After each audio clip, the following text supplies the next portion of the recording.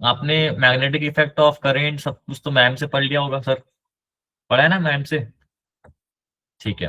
आपने बायट Savart law वगैरह सब कुछ सीखा होगा, मैम ने आपको पढ़ाया होगा कैसे बायट सावर्ट लॉ लगाते हैं, सब कुछ आपने पढ़ लिया होगा। ठीक है, तो चलो मैं आपको पढ़ाता हूँ आज से AC which is known as alternating current. अब आज एसी का पहला लेक्चर है, इससे हम एक से दो क्वेश्चन एक्सपेक्ट कर सकते हैं एसी से, विच इज अल्टरनेटिंग करंट। नाम में सच छुपा है अल्टरनेटिंग करंट। जब आप करंट इलेक्ट्रिसिटी पढ़ रहे थे इससे पहले तो आपने डीसी करंट के बारे में सुना होगा, which is direct current. Direct current sir हमको मिलता है बैटरी से। छोटे छोटे जो हम बैटरी लगाते हैं सर, मोबाइल के अंदर, कार के अंदर, बाइक के अंदर, ट्रक के अंदर, वो सब होता है डायरेक्ट करंट। ठीक बात है, आपका लैपटॉप, आपका आपका आईपैड, जो भी आप टैब यूज कर रहे हो, एनीथिंग डिवाइस जो भी आप यूज कर रहे हो, उसके अंदर होता है डीसी करंट, डायरेक्ट करंट। अच्छा, मेरा स्क्रीन नहीं दिख रहा है क्या आपको? एक सेकंड।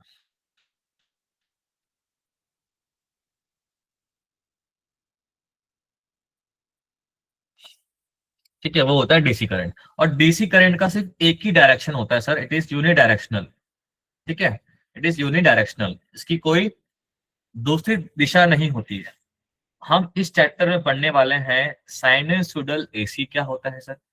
ठीक है, एवरेज वैल्यू ऑफ एसी क्या होता है सर, आरएमएस वैल्यू क्या होता है, फेजर्स क्या होते हैं, और इसमें बहुत सारे सर्किट्स हम पढ़ने वाले हैं ना, जैसे कि प्योर एसी सर्किट क्या होता है, प्योर रेजिस्टिव सर्किट क्या होता है, प्योर कैपेसिटिव सर्किट क्या होता है, प्योर इंडक्टिव सर्किट क्या होता है, ये सब चीजें हम पढ़ेंगे जैसे जैसे लेक्चर प्रोसीड करेगा आगे की ओर।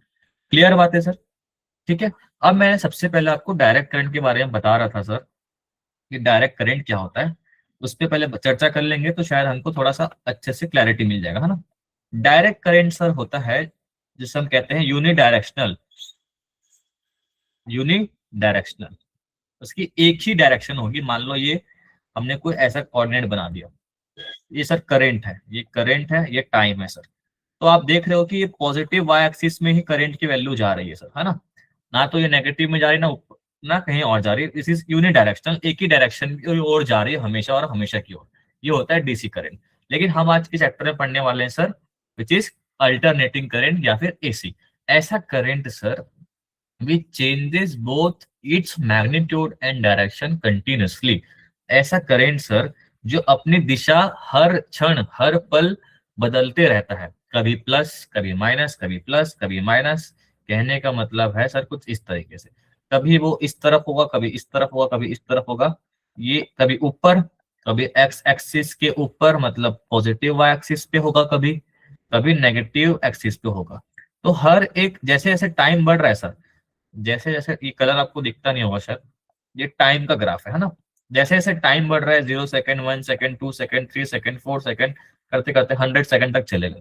तो कभी सर इसकी वैल्यू ऊपर साइड पे है, आपको दिख रही है अच्छे से, कभी इसकी वैल्यू ऊपर साइड पे है, कभी कभी क्या हो रही है, नीचे साइड पे आ रही है ना। समय बढ़ रहा है तो कभी नेगेटिव हो रही है, कभी फिर पॉजिटिव हो रही है, कभी फिर नेगेटिव हो रही है। तो इसकी जो दिशा है सर, हर मोमेंट, हर क्षण, हर पल में क्या हो रही है, दिशा बदल रही है। दिस इज बाई डायरेक्शनल, कभी पॉजिटिव कभी नेगेटिव, कभी पॉजिटिव कभी नेगेटिव। और इसकी जो मैग्नीट्यूड है, न्यूमेरिकल वैल्यू भी क्या है सर, बदल रही है ना। और डीसी में क्या होता है, हम करंट एक कांस्टेंट मान के चलते हैं और एक ही दिशा पे होती है। ठीक बात है। सर हम एसी क्यों पढ़ते हैं, डीसी क्यों पढ़ते हैं सर, एसी पढ़ने का इंपॉर्टेंस क्या है, ये आपके दिमाग में क्वेश्चन आना चाहिए सर, क्यों पढ़ते हैं। आपने अपने घर के आसपास खेतों या जंगल में बड़े बड़े टावर्स देखे होंगे, बहुत बड़े बड़े टावर होते हैं, जो मोबाइल टावर उस तरह के हमारे पास टावर्स लगे होते हैं, बहुत काफी बड़े बड़े टावर्स होते हैं, उसमें हाई वोल्टेज वायर लगा होता है। उसके करीब कभी आप जाओगे तो आपको बहुत आवाज भी आएगी वहां से, किसी ने सुना है कभी? ठीक है, वो जो है वो हाई वोल्टेज है। अब जस्ट इमेजिन कि हम सर जो करंट बना रहे हैं, ये करंट कहाँ से बनता है सर, करंट, फिर क्या हो गया, फिर स्क्रीन चले गई, ये बार बार ऐसा कैसे हो रहा है, एक मिनट।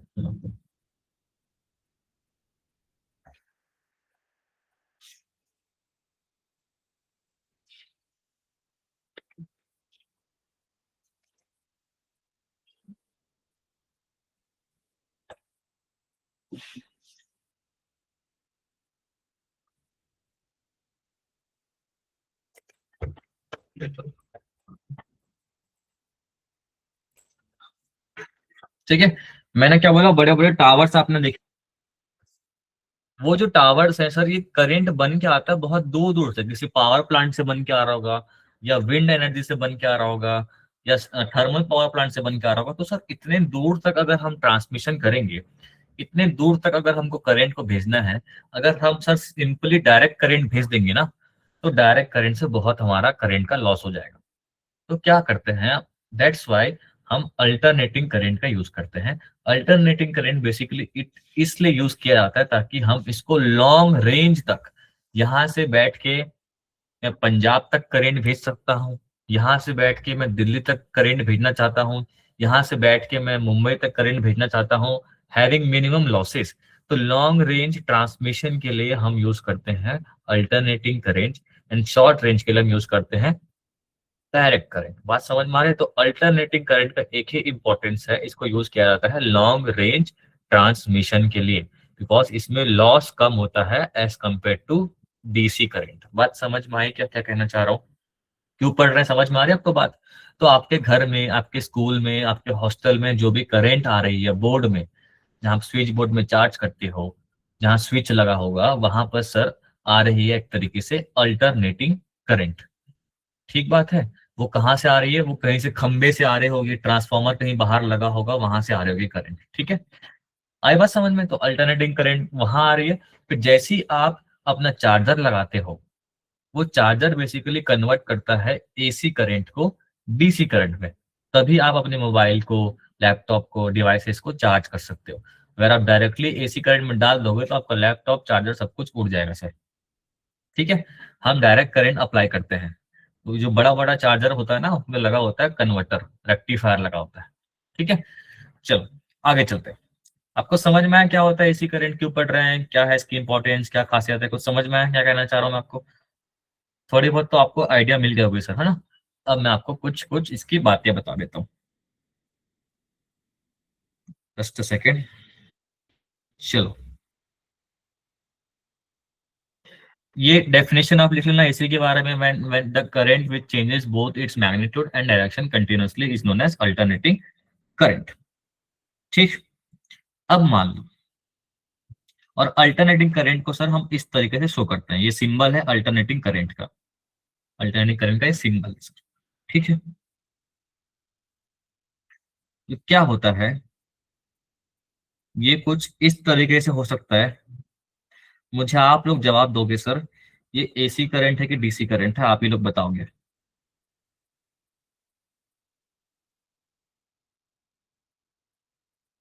ये करंट है, ये टाइम का ग्राफ है, बताओ सर ये कौन सा करंट है?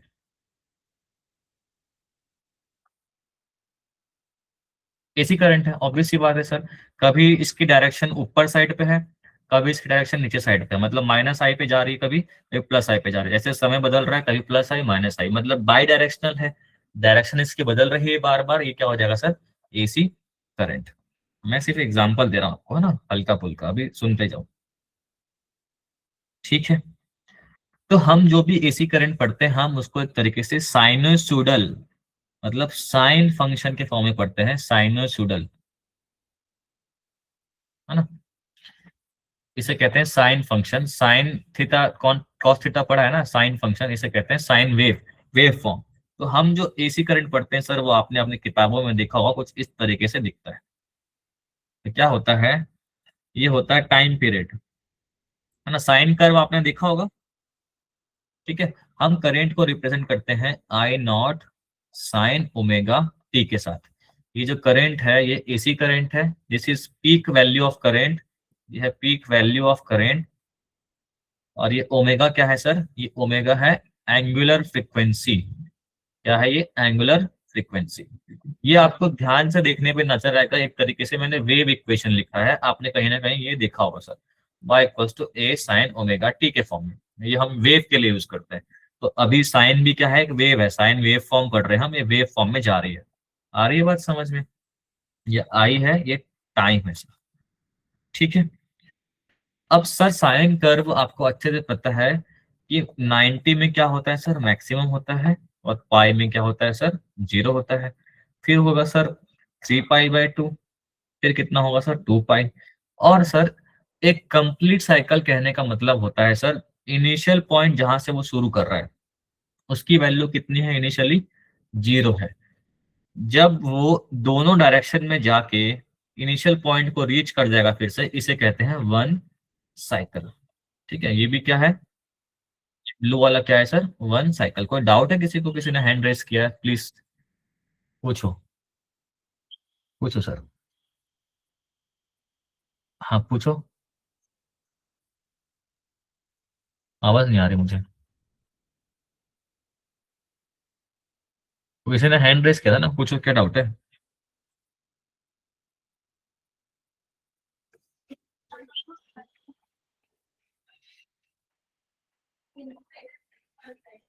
कोई तो पूछ नहीं रहा कुछ। ठीक है, चलो बात समझ में आ रही कैसे कैसे मैंने चीजें लिखी है सर। साइन का ग्राफ है बेसिकली, इसे साइन वेव फॉर्म कहते हैं। हम करंट को एक साइन वेव के साथ रिप्रेजेंट करते हैं इन दिस एसी चैप्टर। आ रही बात समझ में?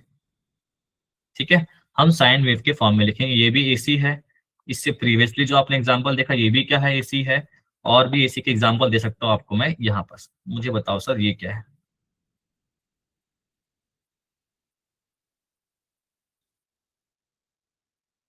क्या लगता है सर ये क्या है, एसी है कि डीसी है? आप देख रहे हो ध्यान से, देखने आपको आता है सर। कभी ये प्लस वाई की तरफ जा रहा है, कभी ये माइनस वाई की तरफ जा रहा है कि नहीं? ये क्या हो गया?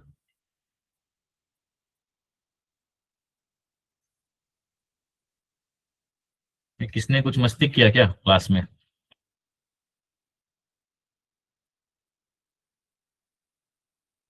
ये कैसे ब्रॉडकास्ट अपने आप बंद हो गया?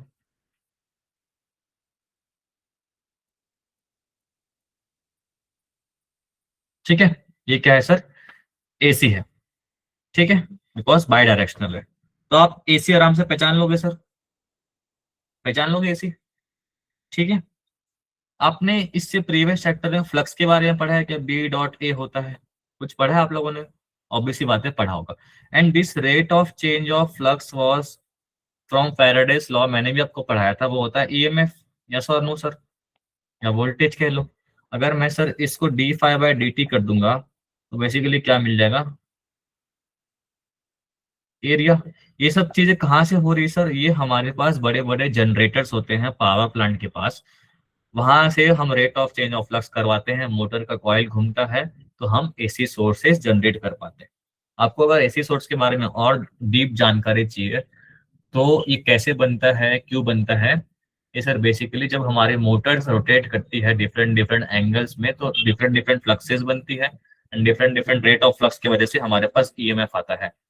बात समझ में आ रही है सर? इतना डीप हम नहीं जा रहे हैं, हम आपको एसी सोर्स पढ़ा रहे हैं बस।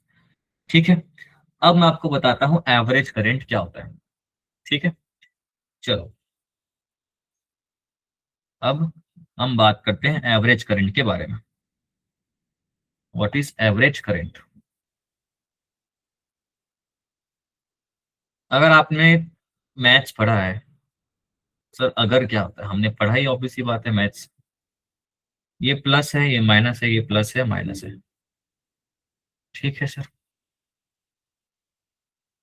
एक बात बताना सर, अगर मैं आपसे पूछूं कि वन कंप्लीट साइकिल में इस सिंपल इस ग्राफ की एवरेज वैल्यू कितनी होगी, कोई करेंट फरेंट कुछ नहीं पूछ रहा हूँ, सिर्फ ग्राफ की वैल्यू पूछ रहा हूँ कि इस एक कंप्लीट साइकिल में ग्राफ की वैल्यू कितनी होगी sir, please give me answer. Anyone in the classroom? Sir एक कंप्लीट साइकिल में इस ग्राफ की वैल्यू कितनी होगी? ऑब्वियसली बात है सर, जीरो होगी। एक यहां से गई ऐसे, ये आई कंप्लीट साइकिल, इसे कहते हैं वन साइकिल। जितना यहाँ पास बना होगा एरिया अंडर कर्व, क्या same symmetric area under curve यहाँ नहीं बना होगा सर? मान लो यहाँ एरिया बना है 20 मीटर स्क्वायर, तो यहाँ कितना बनेगा सर, -20 मीटर स्क्वायर। इन दोनों का एवरेज कितना होगा sir, total area upon mean कितना आ रहा है सर, जीरो। तो एक कंप्लीट साइकिल के अंदर इस साइन वेव की वैल्यू कितनी आती है सर, इसकी एवरेज वैल्यू आती है जीरो। तो हम सर जब एवरेज करंट निकालने की कोशिश करते हैं एसी सोर्स के लिए, तो अगर हम एक फुल साइकिल की बात करें अगर हम फुल साइकिल की बात करें तो फुल साइकिल में इसकी एवरेज वैल्यू, फुल साइकिल कह लो या कंप्लीट साइकिल कह लो या पूरा साइकिल कह लो, एक ही मतलब है सर। फुल साइकिल में इसकी एवरेज होती है सर 0 हो जाती है। अब सर ये एवरेज वैल्यू क्या होती है वही मैं आपको बताना चाह रहा हूँ यहाँ पर। सुनना, एवरेज करंट क्या होता है सर? एवरेज करंट है ना,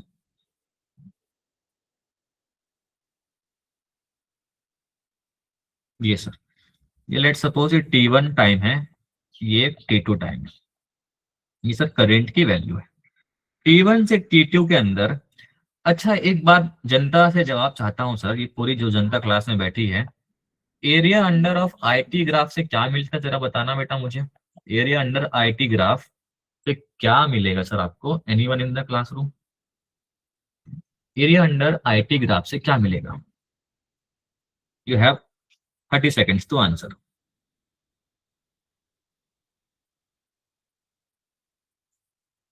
नो वन इज आंसरिंग। ठीक है, कोई बात नहीं। आप लोग मुझे एक बताओ, एरिया अंडर आईटी ग्राफ तो नहीं पता आपको, आप लोग मुझे एक बात बता दो, एरिया अंडर एटी ग्राफ से क्या मिलेगा, एक्सप्लेनेशन टाइम ग्राफ से क्या मिलेगा? मैं सिर्फ क्वेश्चन पूछ रहा हूँ इन जनरल, है ना, मैं सिर्फ क्वेश्चन पूछ रहा हूँ, एरिया अंडर एटी ग्राफ से क्या मिलेगा? हरे नारायण सीमक ने आंसर किया चार्ज, वेरी गुड बेटा, क्या होगा? चार्ज होगा। बिकॉज आई टी ग्राफ कहने का मतलब होता है आई इंटू टी, मतलब आई इंटू टी, चार्ज करंट का वैल्यू होता है चार्ज अपॉन टाइम। तो आई इंटू टी से क्या मिलता है अपने को? चार्ज मिलता है। और एक्सलेरेशन टाइम ग्राफ से क्या मिलता है सर? वेलोसिटी मिलता है। आ रही बात समझ में? तो वैसे ही हमारे को इसमें से चार्ज मिलेगा, तो इस पूरे अगर ग्राफ का एरिया निकाल लो तो we will get total charge flown from T2 time, from T1 time to T2 time. बात समझ में आ रही है आपको क्या मैं समझाना चाह रहा हूँ? अरे यस और नो सर, आ रही बात समझ में? ठीक है, आ रही होगी है ना, तो सुनते जाना। तो अगर मैं आई एवरेज लिखता हूं, अगर मैं आई एवरेज लिखता हूं, I average is defined as total charge. जब भी हम किसी भी क्वांटिटी का एवरेज बात करते हैं, चाहे एवरेज वेलोसिटी हो, चाहे एवरेज स्पीड हो, या चाहे कुछ भी एवरेज की बात कर रहा है वो, है ना, जो भी एवरेज की बात कर रहा है वो, तो आपको क्या पता होना चाहिए सर, ये हमेशा एक फाइनाइट टाइम इंटरवल के बारे में होगा। मतलब नीचे कोई ना कोई फाइनाइट टाइम होगा और ऊपर हमेशा टोटल चीजें आती है। तो यहाँ हो जाएगा sir I average is basically total charge कितने टाइम के अंदर बहा है, उसे हम कहेंगे आई एवरेज।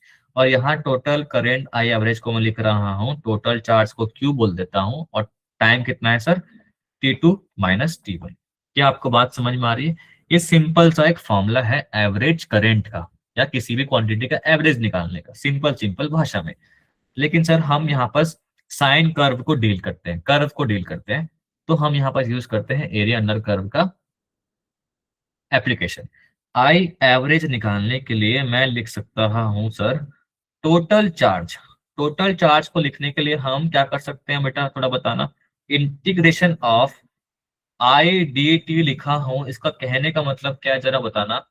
आई इंटू छोटा सा टाइम का मतलब होता है छोटा सा चार्ज, यस और नो? आई इंटू छोटा सा टाइम मतलब होता है छोटा सा चार्ज, डी क्यू। जी सर। अब इस छोटे से चार्ज को 0 से लेकर क्यू तक अगर मैं इंटीग्रेट कर दूं, here Q was the total charge, if you have remember this point. तो ये ऊपर वाला टोटल टर्म से क्या मिल रहा है जरा बताना मुझे सर, टोटल चार्ज मिल रहा है क्या आपको इंटीग्रेशन करने के बाद? ये मिलेगा टोटल चार्ज। और नीचे क्या होना चाहिए सर? टाइम। तो क्या मैं ऐसा लिख दिया हूं तो कुछ गलत लिखा है क्या मैंने? जरा देखना एक बार। क्या ऊपर वाला क्वांटिटी आपको रिप्रेजेंट कर रहा है टोटल चार्ज, नीचे वाला क्वांटिटी रिप्रेजेंट कर रहा है टाइम का इंटीग्रेशन, मतलब कि टोटल टाइम, यस और नो? तो क्या हो गया सर, ये सेम फॉर्मूला हमने इंटीग्रेशन के फॉर्म में डाल दिया। Integration of I D T gives you total charge, upon integration of d T gives you total time, and total charge by total time is average current. Clear sir? Clear कैसे आता है ये formula? ये रटना नहीं है sir, total कैसे लिखा है एक बार देख लो आराम से, आराम से देखो सर, कोई दिक्कत वाली बात नहीं है। ठीक है।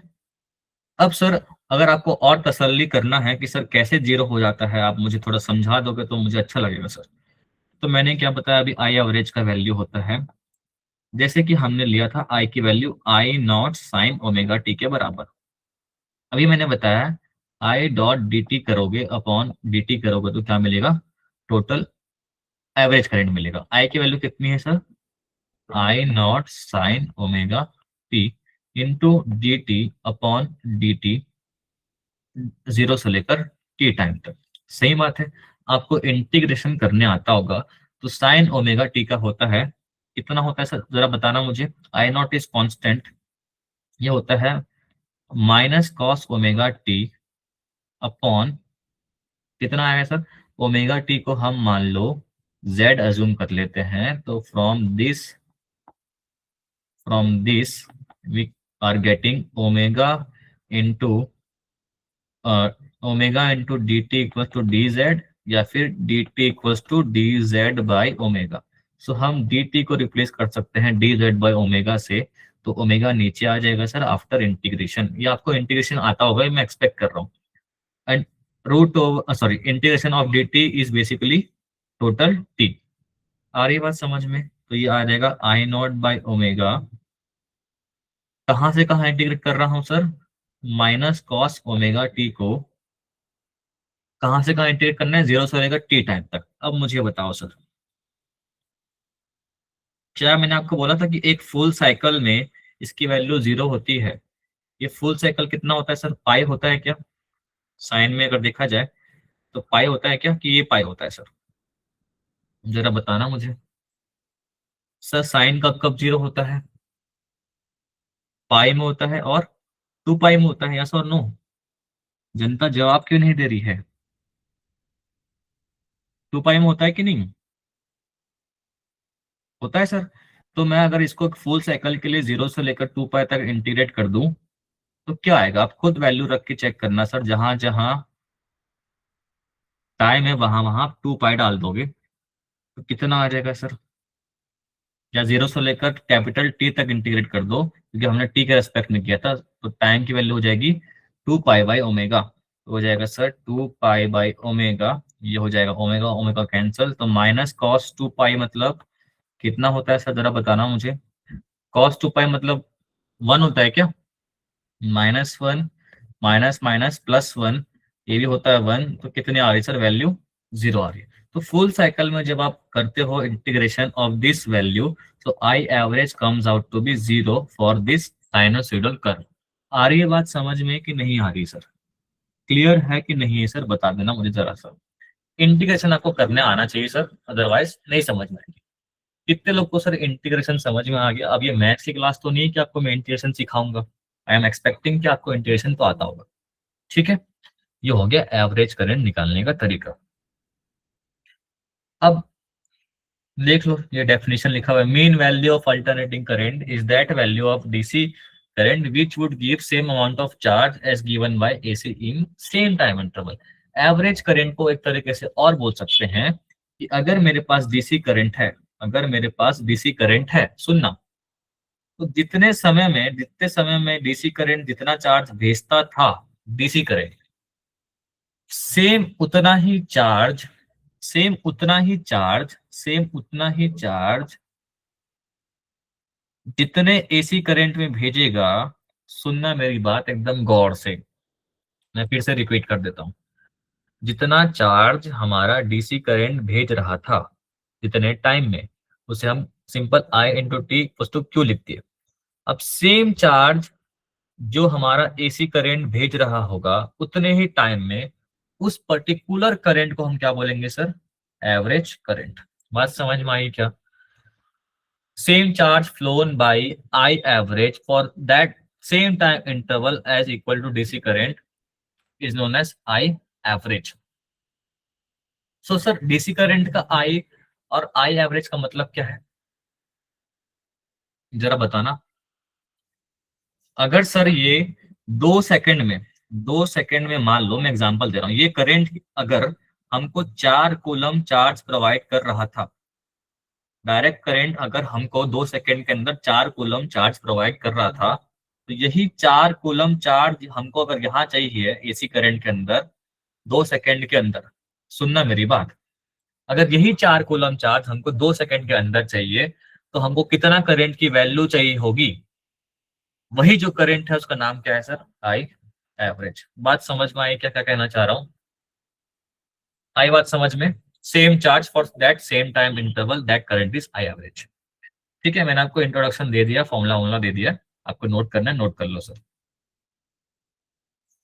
तो फॉर अ कंप्लीट साइकिल हम आई एवरेज देखते हैं कि 0 होता है। अगर सर कोई क्वांटिटी 0 हो गई तो फिर पढ़ने का ही क्या मतलब होगा? तो दैट्स वाई हम इसका फुल साइकिल में कभी भी डिफाइन नहीं करते हैं एसी करंट का एवरेज वैल्यू, हम डिफाइन करते हैं हाफ साइकिल में। हमको कुछ ना कुछ तो वैल्यू चाहिए ना सर पढ़ने के लिए, 0 होगा तो क्या मतलब पढ़ने का? ठीक है, यहाँ देखो लिखा हुआ है फुल साइकिल के लिए एवरेज वोल्टेज भी क्या होता है सर? 0 होता है। इसलिए हम हाफ साइकिल के लिए वोल्टेज डिफाइन करते हैं, जैसे कि यहाँ देखो ये कैसे आता है मैं सब कुछ बताऊंगा, मैंने अभी आरएमएस वैल्यू नहीं पढ़ा है सर। ठीक है, for a full cycle average current की वैल्यू होती है 0, इसलिए हम हाफ साइकिल के लिए एवरेज वैल्यू डिफाइन करते हैं। हाफ साइकिल मतलब time period by 2, capital T is the time period and this small T is the time. ठीक है, टाइम पीरियड पता होगा एक कंप्लीट साइकिल में कितना टाइम लगता है, उसे हम टाइम पीरियड कहते हैं, दिस इज टाइम पीरियड। ठीक है, दिस इज T/2। ठीक है, सभी को पता होगा ओमेगा होता है 2π/T। ठीक है, रिलेशन। अच्छा हंस रहा है, क्या बात है भाई, हंसो हंसो यार, बढ़िया है, हंसना चाहिए। ठीक है, अब हम बात करते हैं सर आरएमएस वैल्यू की। RMS value is very important for us. Mean value of alternating current is that value of DC current which would give same amount of heat as given. हाँ, जैसे हमने बात किया कि आई एवरेज क्या था sir? ऐसा करेंट जो कि इक्विवेलेंट चार्ज भेजे जितना हमारा डीसी करंट उतने टाइम में भेज रहा था, that was known as I average. RMS value होता है जितना हमारा डीसी करंट हीटिंग प्रोवाइड कर रहा था जितने टाइम के अंदर, जितना हमारा ये करंट I²R पढ़ा होगा आपने, हीट के बारे में सुना होगा ना, पावर सुना होगा, I²R पावर सुना होगा। जितना हमारा डीसी करंट जितने टाइम के लिए जितना हीट जनरेट कर रहा था उतना ही सेम हीट आपको एसी सोर्स में एसी करंट में जनरेट करना है, तो कितना करंट देना पड़ेगा? That current is known as RMS value of that AC current. क्या आपको थोड़ी बहुत बात समझ में आ रही है? मैं इतना उतना कर रहा हूँ, लेकिन आप शायद गौर से सुनोगे तो मैं क्या बोल रहा हूँ आपको समझ में आएगी वो बात। ठीक है, या डेफिनेशन लिखा है, आप डेफिनेशन में ज्यादा ट्रस्ट करते हो तो डेफिनेशन पे ट्रस्ट करो या मेरी बातों पे ट्रस्ट करो, आपको जो अच्छा लगे, या दोनों पे करना दोनों पे करो। ठीक है, इसे कहते हैं आरएमएस वैल्यू। आरएमएस मतलब रूट मीन स्क्वायर वैल्यू, है ना, रूट मीन स्क्वायर वैल्यू। और सभी को पता है सर आरएमएस कैसे निकालते हैं? आरएमएस निकालने के लिए इसको रिवर्स ऑर्डर में हम अप्रोच करते हैं, मतलब हम किसी भी करेंट को पहले स्क्वायर करेंगे, स्क्वायर करेंगे, फिर उसका मीन निकालेंगे। मीन कैसे निकालते हैं? मतलब मीन मतलब एवरेज, एवरेज निकालना मैंने सिखाया कैसे निकालते हैं सर। उस करेंट का आई डॉट डी टी कर देते हैं अपॉन टोटल टाइम करने से क्या आ जाता है, उस करेंट का एवरेज वैल्यू आ जाता है। और एवरेज वैल्यू आने के बाद क्या करना पड़ता है? रूट करना पड़ता है। अब रूट कर दोगे तो ये क्या आ गया सर आपका IRMS वैल्यू आ गया। फिर से रिपीट करना है सर, या आपको समझ में आ गई मेरी बात? लुधियाना बॉयज तो स्टैंड अप कॉमेडी करती है, क्या बात है भाई, सब पता है क्या तुमको? आप लोग का बोर्ड कैंप लगेगा, आपको पता है अभी? लुधियाना में, मोहाली में और बठिंडा में, पता ही होगा लुधियाना बॉयज को तो। ठीक है, आ रही बात समझ में? तो रूट मीन स्क्वायर निकालने के लिए उस करेंट का आप पहले स्क्वायर करो, देन मीन निकालो, देन रूट करो, तो क्या आ जाती है आपके पास? रूट मीन स्क्वायर वैल्यू आ जाती है सर। ओके सर, ठीक है।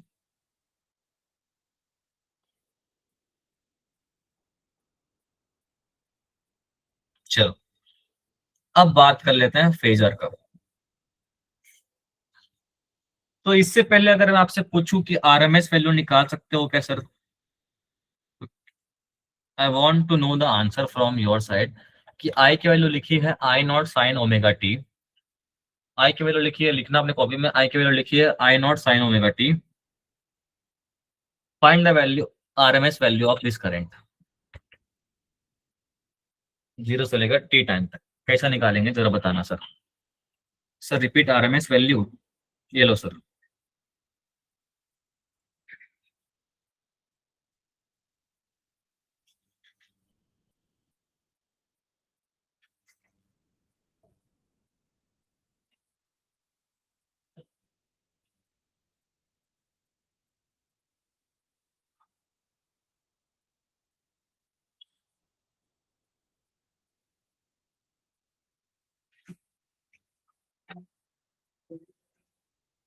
सर आरएमएस वैल्यू निकालने बोला है मैंने आपको अभी।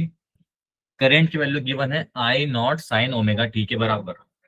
फाइंड द आरएमएस वैल्यू, मैंने आपके सामने लिखा भी हुआ है। सर रिपीट, अरे आरएमएस वैल्यू।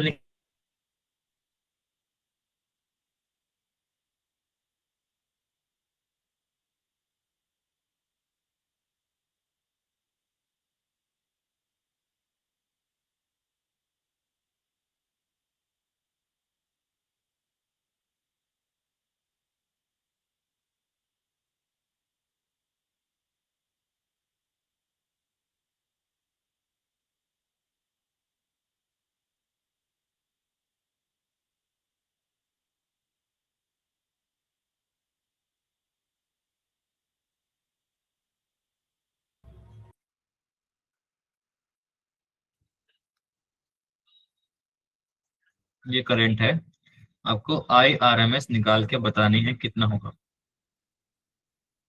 क्वेश्चन ये है, समझ में आए क्वेश्चन क्या है, बनाओ सर।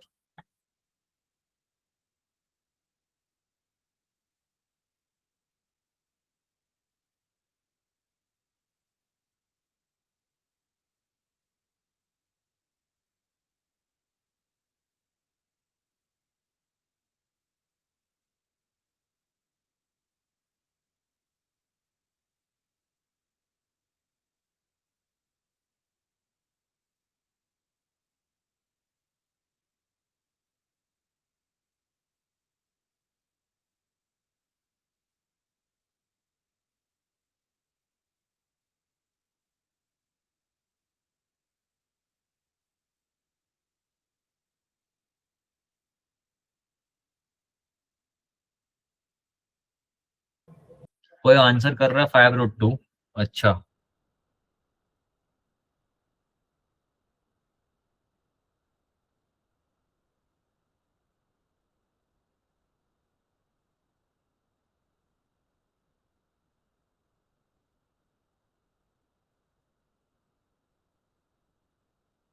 सर कुछ नहीं करना है, इसी वैल्यू को आप अगर स्क्वायर करके इसको आप इंटीग्रेट कर दोगे और जीरो से टी टाइम तक, तो आपको आरएमएस की वैल्यू मिल जाएगी। मैंने आपको बताया था अभी, स्क्वायर करके मीन करके रूट लगाओगे तो क्या आएगा सर।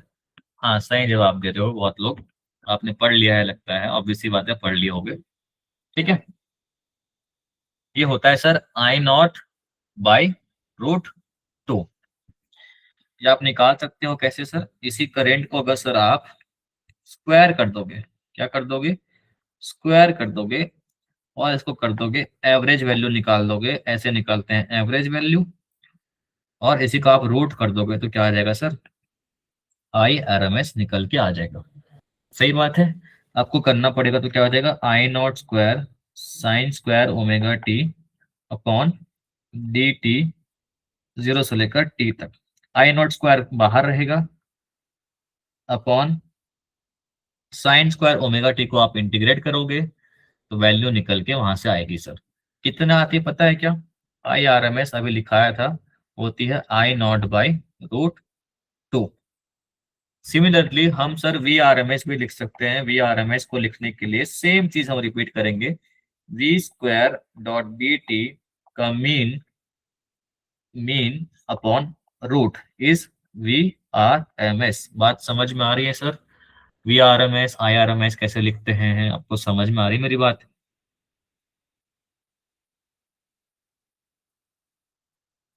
कि नहीं आ रही सर। सभी को आ रही मेरी आवाज?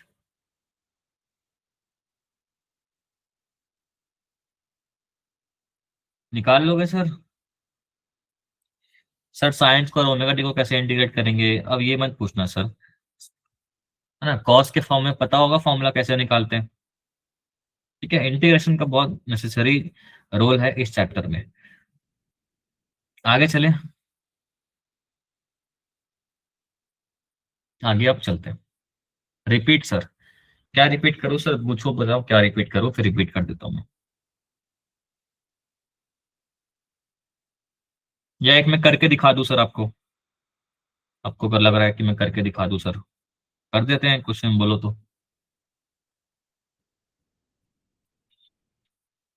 करें इंटीग्रेट सर, कैसे होगा देखना।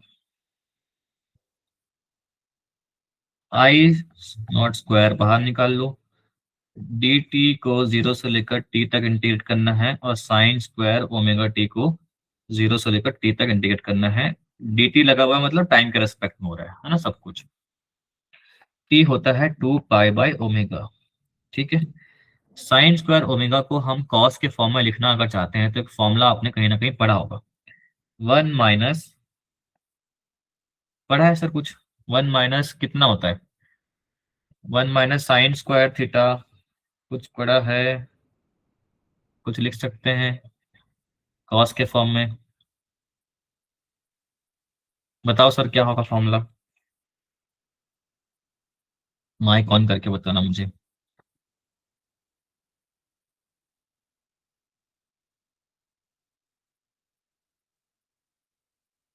पावर वाला फॉर्मूला नहीं पूछ रहा हूँ सर, हमने ये वाली फॉर्मूला कहीं देखी है क्या, बताना मुझे। One minus cos two theta, या फिर टू कॉस स्क्वायर थीटा को हम लिख सकते हैं ना one plus cos two theta. वैसे one minus cos two theta को हम लिखते हैं टू साइन स्क्वायर थीटा।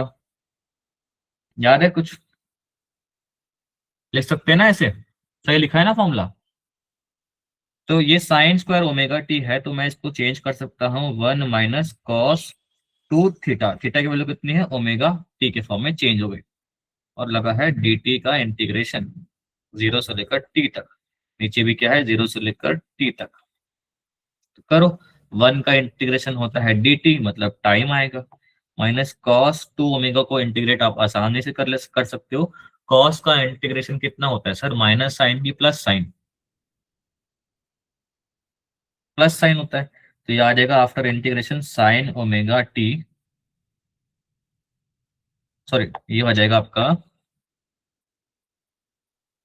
ये आ जाएगा आपका sign to omega T by two omega.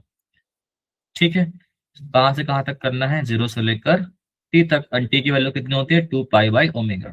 जहां जहां टी दिख रही है वहां वहां 2 पाई बाय ओमेगा डाल दोगे तो क्या आ जाएगा, sign to pi by omega upon two omega.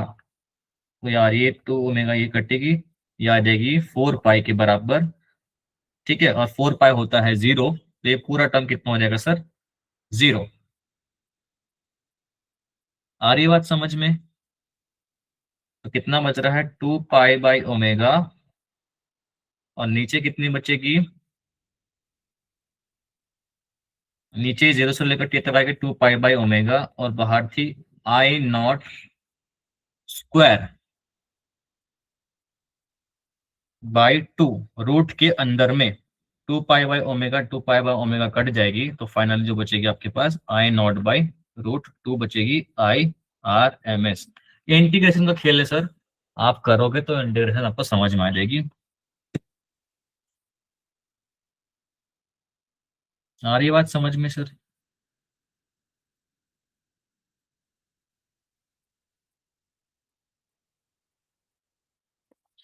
अच्छा, यहाँ बस मैंने one minus cos two theta रखा है, तो यहाँ बस बाई टू भी आएगा, यहाँ बस मैं टू को भूल गया था, तभी ये वाला टू बचेगा।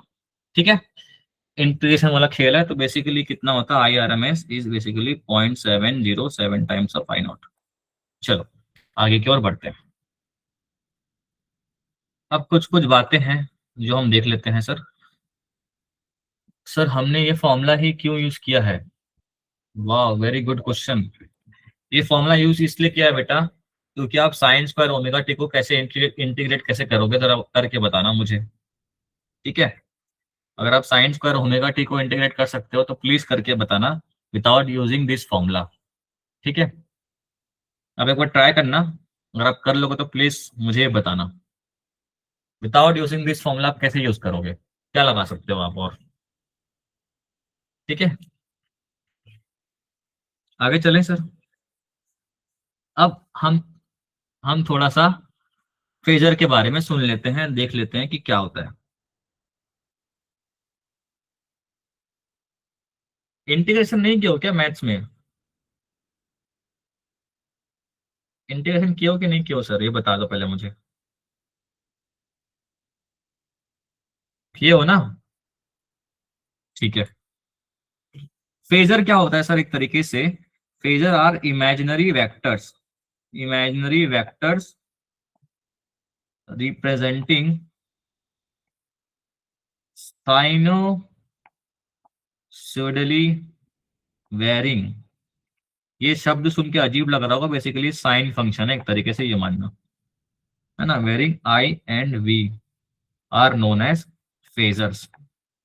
हम एक तरीके से फेजर को वेक्टर कह सकते हैं। हम ऐसे वेक्टर्स बनाते हैं जो बेसिकली क्या रिप्रेजेंट करता है, साइनसोइडल वेरी करने वाले करंट और वी को रिप्रेजेंट करता है फेजर। ये एक इमेजिनरी कॉन्सेप्ट है जो एसी को बेहतर समझने के लिए बनाया गया है।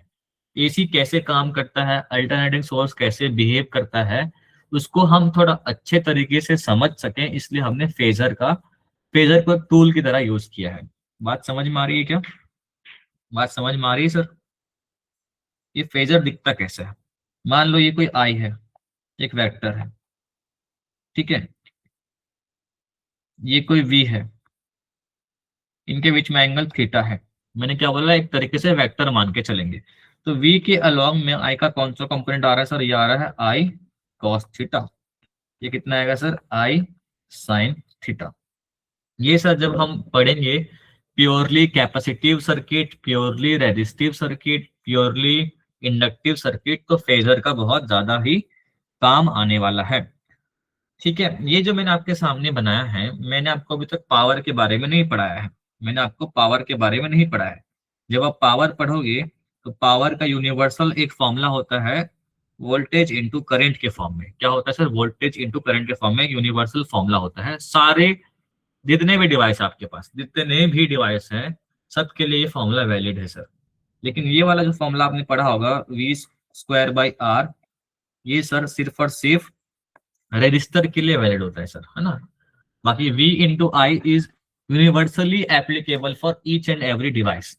तो जब आप इसको पढ़ते हो तो आपके बोर्ड एग्जाम में क्वेश्चन आता है बढ़िया सा कि what is wattless current, what is wattless current, कहीं कहीं क्वेश्चन पूछ देता है। तो होता क्या है, जब हम पावर को लिखेंगे एवरेज पावर, मैं अभी थोड़ा सा आपको हिंट दे रहा हूँ, तो एवरेज पावर को हम लिखते हैं V into I cos theta के फॉर्म में। क्या लिखते हैं सर?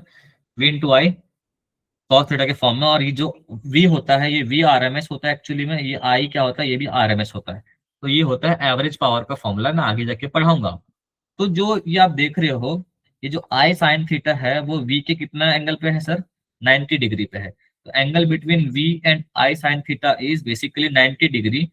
तो ये जो I साइन थीटा कॉम्पोनेंट है, ये जो I साइन थीटा कॉम्पोनेंट है, this component is basically known as wattless current. क्यों sir wattless current? Because it doesn't generates any kind of power, and because angle between I sin theta and V is 90 degree, hence average power becomes zero for I sin theta component. So this I sin theta component is known as wordless current.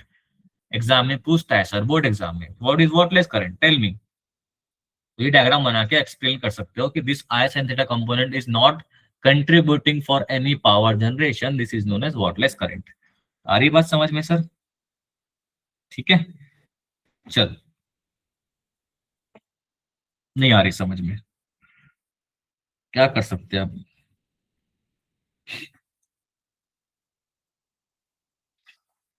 इसे कहते हैं purely, इसे कहते हैं sir purely resistive circuit, जिसमें सिर्फ और सिर्फ क्या लगा हो?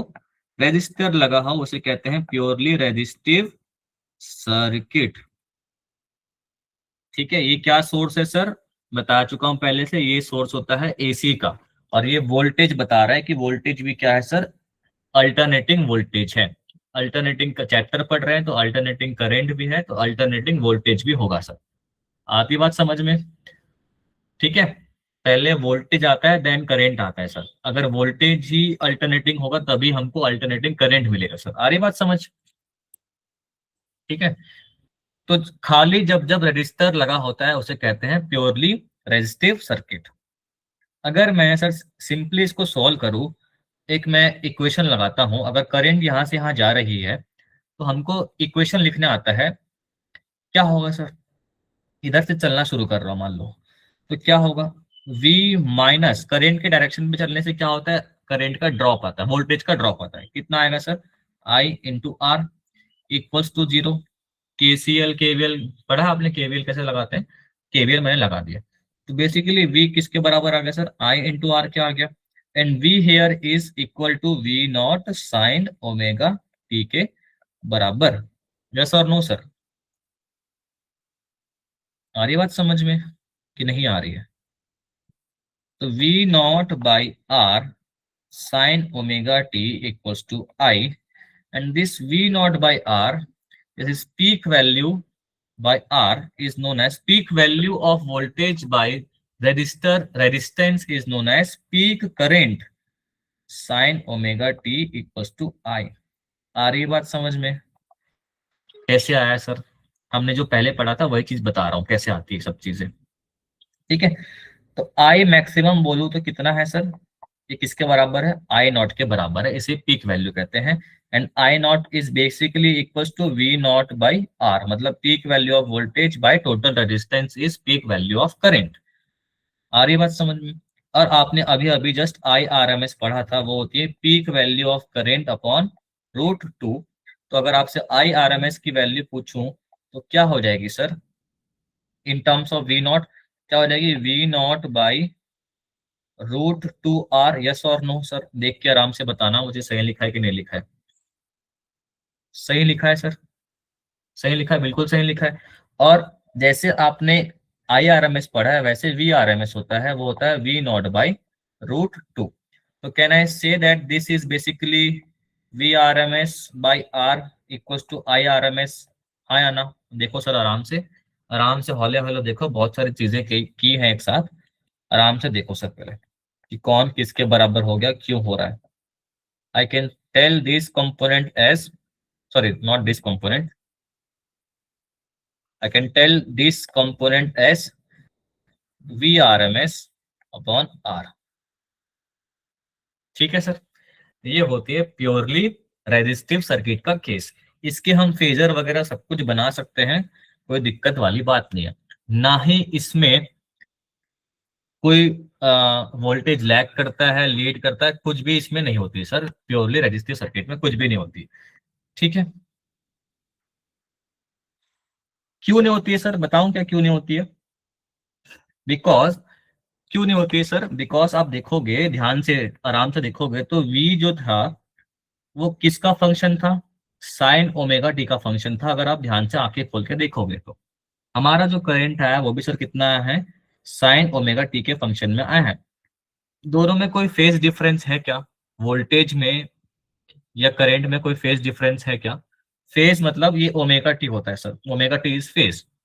दोनों में कोई फेज डिफरेंस है? No sir, there is no phase difference between I and V, hence there will be no lagging, no leading of current and voltage. आ रही बात समझ में? अगर मैं सिंपल से इसका फेजर बनाना चाहता हूं तो फेजर बनेगा, ये एक वेक्टर आई वेक्टर रिप्रेजेंट करेगा, जो फेज आई का होगा वही फेज वी का भी होगा, and angle between them both are 0 degree. Clear है? इतनी हम आज बात कर सकते हैं, बाकी जो बातें होंगी ये फेजर किसके लिए हो गया सर, प्योरली रेजिस्टिव सर्किट के लिए हो गया। कितने लोग को आज की क्लास थोड़ी बहुत समझ में आई है? थोड़ा मुझे रिएक्शन करके बता दोगे तो अच्छी लगेगी बात मुझे। कितने लोग को आज की क्लास समझ में आई? सर एसी क्या होता है, फेजर के बारे में पढ़ लिए, प्योरली रेजिस्टिव सर्किट भी पढ़ ही लिया आज ही, लगे हाथ, है ना? फेजर पढ़ लिए, एवरेज पावर मैं नेक्स्ट क्लास में पढ़ाऊंगा, IRMS कैसे निकालते बता दिया, आई एवरेज क्या होती है बता दिया, AC DC एवरेज करंट कैसे निकालते बता दिया। मतलब बहुत कुछ चीजें मैंने आपको बताई आज की क्लास में। AC कैसे होता है, क्यों होता है, AC क्यों यूज करते हैं भी बता दिया। AC क्यों यूज करते हैं कोई पूछे तो आप बता देना सर कि लॉन्ग ट्रांसमिशन करने के लिए हमको AC सोर्स की जरूरत होती है, बिकॉज इसमें लॉसेस बहुत कम होते हैं सर। लॉसेस होते हैं लेकिन थोड़े कम होते हैं एज कम्पेयर टू DC। ठीक है, तो आज के लिए इतने रखते हैं मित्रों, मिलते हैं अगली क्लास में जो कि है कल। कर करेंगे बढ़िया लीड और लैग कैसे करता है वोल्टेज और करंट, देखेंगे in purely capacitive as well as in purely inductive circuit. Thank you for joining, will see you tomorrow.